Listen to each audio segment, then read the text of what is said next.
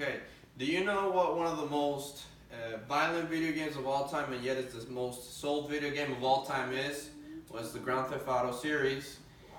Throughout this presentation, I'm going to be talking to you about kids and violent video games. So just a little bit on me. I've played video games all my life, including violent video games. And I think it is very important for you to know this type of information because it's definitely a debate that has been going on for the last couple of decades. Something that everybody talks about. So the first thing that I'm going to be telling you about is some of the most popular violent video games there have been to date. Second, I'm going to be talking to you about how video games have influenced children in their household and pretty much all their childhood. And finally, I'm going to be talking to you about some reported incidents where video games were told to be a probable cause for those incidents to happen. So first, I'm going to be telling you about the most popular video games ever sold and played. Violent video games, that is, obviously. So we have the Grand Theft Auto series, like I said at the beginning. The Grand Theft Auto series has sold over 220 million copies worldwide since their very beginning. It is a very popular game, but the issue this game has is that it is known as pretty much the most violent video game of all time.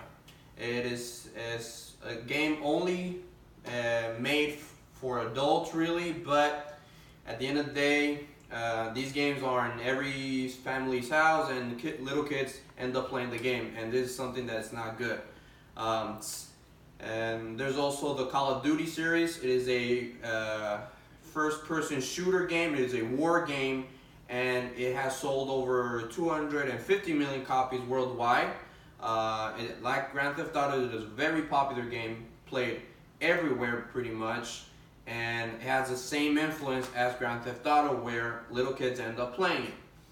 And just to finish it off, and since we are in 2018, the very latest game that came out is a very popular game. Everybody knows about it recently. It is Fortnite. It is very popular, but it is also a shooting game, which also has to do with the same topic. Fortnite itself in its first year has made over $1 billion, and I think it is very important to mention because little kids do play that game.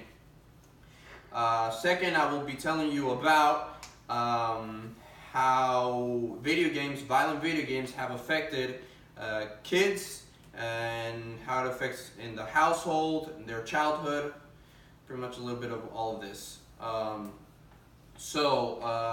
Over 97% of teenagers in the US have played a video game, currently play a video game.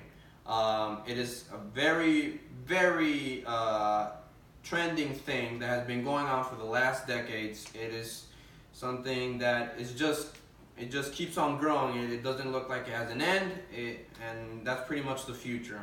The gaming industry is something that keeps growing and growing every single day, and there are more careers opening for it.